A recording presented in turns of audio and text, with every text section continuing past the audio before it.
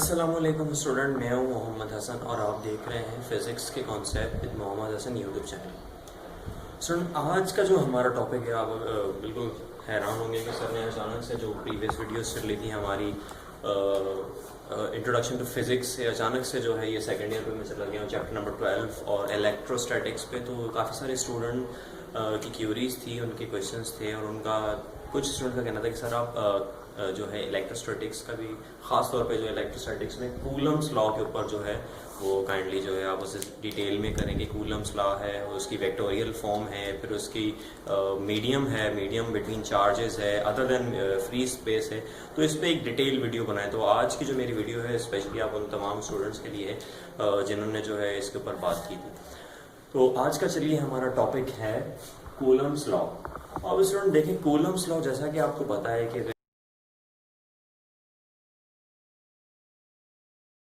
इसके बैकग्राउंड देखें तो ये हमारे पास एक फ्रेंच साइंटिस्ट था, इसका पूरा नाम था Charles Augustine D coulomb. Charles Augustine D coulomb ने 1784 के अंदर जो है ये लॉ प्रेजेंट किया था। और ये कैसे इस लॉ पर आया था, कैसे इसने डिड्यूस किया,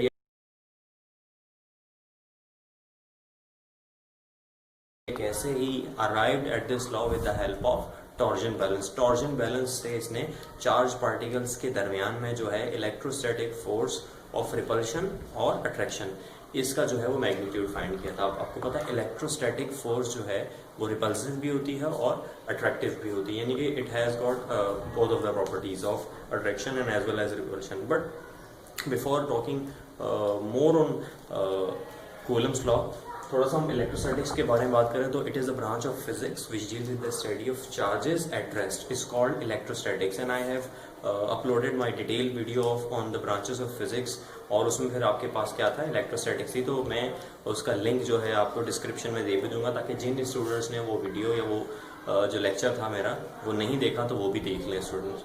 तो according to the statement of Coulomb's law, if we talk about that, the electrostatic force of attraction or repulsion is proportional to the magnitude of product of charges and inversely proportional to the square of the distance between them।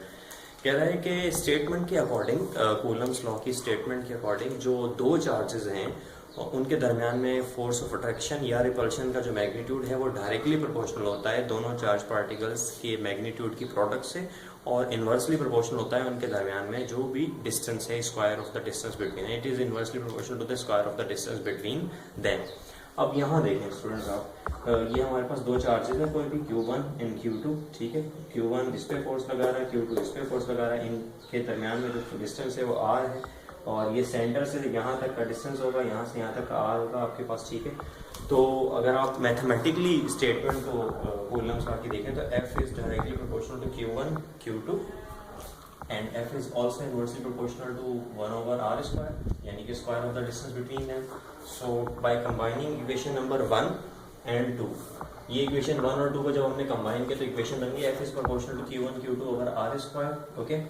तो अब यहाँ पे हम क्या करेंगे, proportionality remove करेंगे। जब proportionality remove करेंगे तो कांस्टेंट आ जाएगा। कांस्टेंट हमारे पास K है, और K की वैल्यू यहाँ पर किसके बराबर होती है, K is equal to 1 over 4 pi epsilon naught। ये जो ग्रीक लेटर है ना एप्सिलॉन नॉट, ये क्या है, permittivity of free space. It shows what, it shows what is actually the medium between these two charges. With the help of these that medium these charges are transmitting their force. अपने आने वाली video में मैं electrostatic force के बारे में बता दूंगा कि इलेक्ट्रोस्टैटिक फोर्स जो है वो ऐसा नहीं है कि मतलब डायरेक्टली और इंस्टेंटेनियसली जो है वो अप्लाई हो जाती है। इससे कोई ना कोई मीडियम चाहिए होता है अपनी फोर्स को ट्रांसफर करने के लिए, एक चार्ज को दूसरे चार्ज तक अपनी फोर्स को ट्रांसफर करने में। तो यहाँ पर तो हमारे पास फ्री स्पेस है, तो यानी कि फ्री स्पेस है, यानी कि मॉलिक्यूल्स, एयर मॉलिक्यूल्स हैं, वो यहाँ से आपके पास फोर्स को जो है वो आगे ट्रांसमिट करते हैं। अब एप्सिलॉन ग्रीक लेटर है और इसकी खुद की पर्टिकुलर वैल्यू है 8.99 x into 10 power minus 12 coulomb square पर न्यूटन पर मीटर स्क्वायर। जब हम एप्सिलॉन की वैल्यू को इस कांस्टेंट वैल्यू में यहाँ पुट कर देंगे, 1 over 4 पाई एप्सिलॉन को 4 पाई आपके पास पता है आपको 3.142 है। तो जब इस सारी की वैल्यू को पुट कर देंगे तो K की हमारे पास एक वैल्यू कांस्टेंट आ जाएगी which is 9 into 10 power 9 newton metre square पर कूलम स्क्वायर। तो चाहें तो आप जो है इसकी जगह ये लिख भी सकते हैं वेक्टोरियल फॉर्म। अब इसकी आती है तो वेक्टोरियल फॉर्म में मैंने पहले आप देखें यहाँ पे कांस्टेंट की जगह K की जगह मैंने 1 over 4 pi epsilon not Q1 Q2 over R square लिख दिया, साथ में यूनिट वेक्टर है वो भी बताता हूँ क्यों लिखा है। तो चाहे जब आप न्यूमेरिकल सॉल्व करेंगे तो फिर तो आप इसकी वैल्यू डालेंगे, लेकिन जब आप फार्मूले की बात करेंगे तो उसमें k की जगह 1/4πε0 रख सकते हैं। ठीक है स्टूडेंट, अब ये हो गया हमारे पास कूलम्स लॉ का फॉर्मूला हो गया। ठीक है, अब बात करते हैं हम वेक्टोरियल फॉर्म की, कि vectorial form of Coulomb's law कैसे होगा, क्योंकि फोर्स की डायरेक्शन होती है, जाहिर सी बात है Q1 Q2 पे फोर्स लगा रहा है, Q2 सिमिलरली Q1 पे फोर्स लगा रहा है, तो यहाँ पे जो है equal in magnitude but opposite in direction, Newton third law applicable है। फोर्सेस दोनों equal in magnitude and opposite in direction हैं दोनों एक दूसरे के, तो फोर्सेस की डायरेक्शन होती है, जाहिर सी बात है। तो इससे बेहतर यूनिट वेक्टर से बेहतर कोई और चीज़ नहीं हो सकती, क्योंकि यूनिट वेक्टर का मैग्नीट्यूड 1 होता है, ये जब किसी से मल्टीप्लाई हो या डिवाइड करे तो ये उसके मैग्नीट्यूड पे कोई असर नहीं डालता है, and it is used to specify the direction of particular that quantity. Okay, तो हमने यूनिट वेक्टर लगाया, लिखा हुआ भी unit vector used to specify the direction, इसलिए लगाया जाता है। तो सो यहाँ देखें, अगर आप if both charges of same nature, यानी कि अगर ये दोनों चार्जेस सेम नेचर के हैं, for example they are plus plus, so they will repel each other, minus minus होंगे तो भी रिपेल करेंगे, प्लस माइनस होगा अट्रैक्ट करेंगे, या माइनस प्लस होगा तो भी सिमिलरली अट्रैक्ट करेंगे।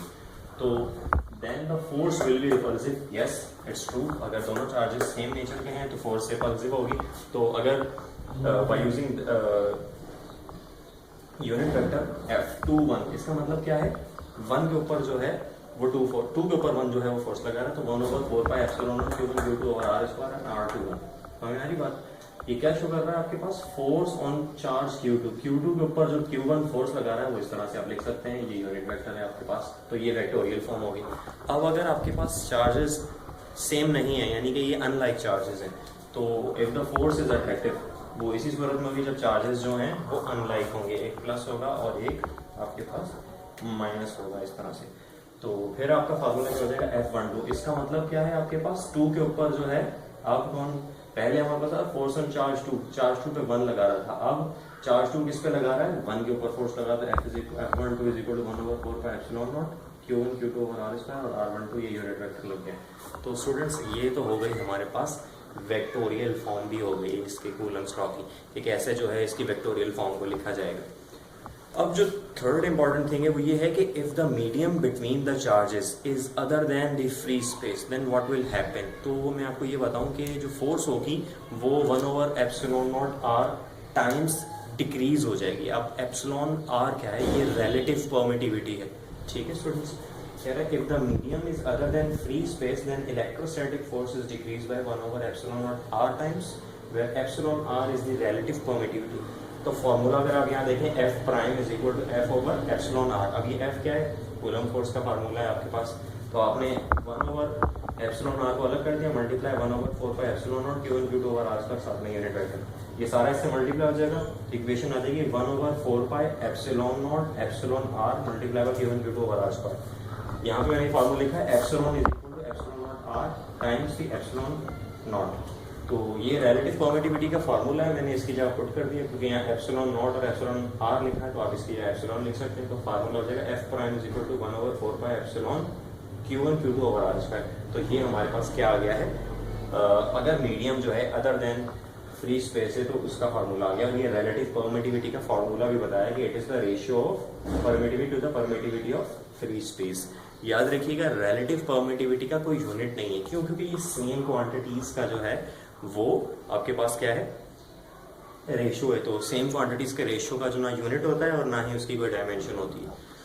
मैं उम्मीद करता हूँ आपको आज का लेक्चर पसंद आया होगा और ये बड़ा हेल्पफुल होगा उन स्टूडेंट्स के लिए जिन्होंने इसकी रिक्वेस्ट भी की थी।